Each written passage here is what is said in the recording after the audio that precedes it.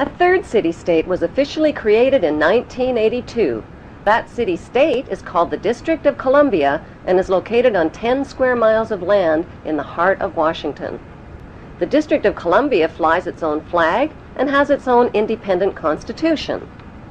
Although geographically separate, the city-states of London, the Vatican, and the District of Columbia are one interlocking empire called Empire of the City. The flag of Washington's District of Columbia has 3 red stars, one for each city-state in the 3-city empire. This corporate empire of 3 city-states controls the world economically through London's inner city, militarily through the District of Columbia, and spiritually through the Vatican. The Constitution for the District of Columbia operates under a tyrannical Roman law known as Lex Fori, which bears no resemblance to the U.S. Constitution. When Congress passed the Act of 1871, it created a separate corporate government for the District of Columbia.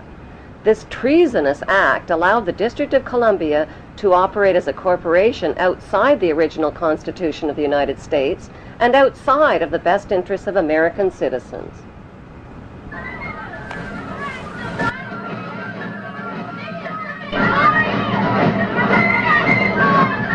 A sobering study of the signed treaties and charters between Britain and the United States exposes a shocking truth.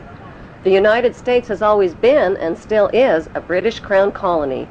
King James I was famous not for just changing the Bible into the King James Version, but for signing the first Charter of Virginia in 1606. That charter granted America's British forefathers a license to settle and colonize America.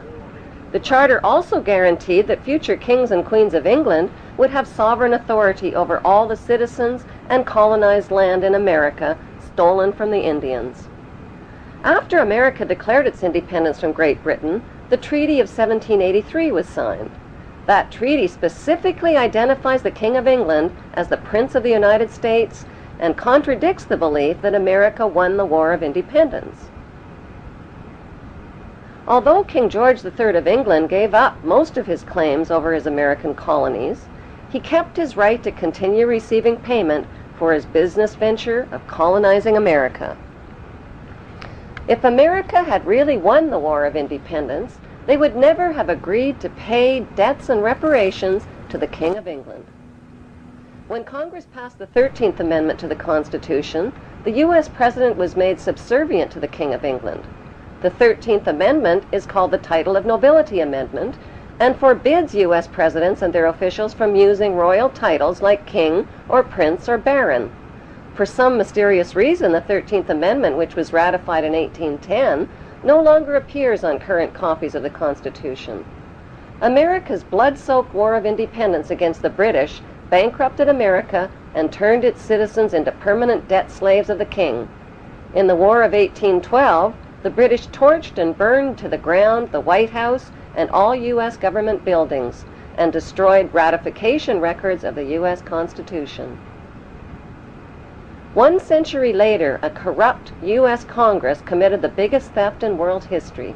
They passed Paul Warburg's Federal Reserve Act in 1913, handing over America's gold and silver reserves and total control of America's economy to the Rothschild banksters.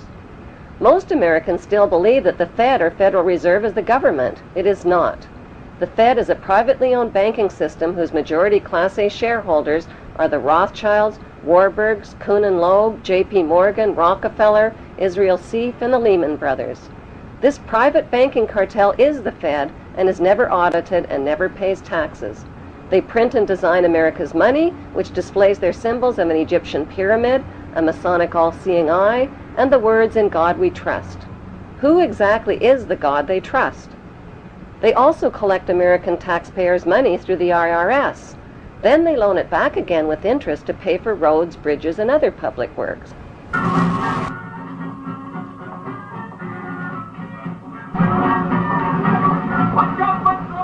American presidents are handpicked and financed by these special interest power groups. Like George W. Bush, John Forbes Kerry, whose initials are JFK, is a member of Yale University's Skull and Bones Brotherhood. The Forbes part of John Kerry's name identifies his descendancy from Captain Robert Bennett Forbes, who was a drug runner, for the Rothschilds' opium drug trade with China in the 1800s. Most U.S. citizens believe that the United States is a country and that the President is the most powerful man on earth. The United States is not a country. It is a corporation, and the President is President of the corporation of the United States. He and his elected officials work for the corporation, not for the American people. Since the United States is a corporation, who owns the corporation of the United States? Like Canada and Australia, whose leaders are prime ministers of the Queen, and whose land is called Crown Land, the United States is just another Crown colony. Crown colonies are controlled by the empire of 3 city-states. At the center of each city-state is a towering, phallic-shaped stone monument called an obelisk that points skyward. In D.C. city-state, the obelisk, known as the Washington Monument, was dedicated to Freemason George Washington by the Freemason Grand Lodge of the District of Columbia.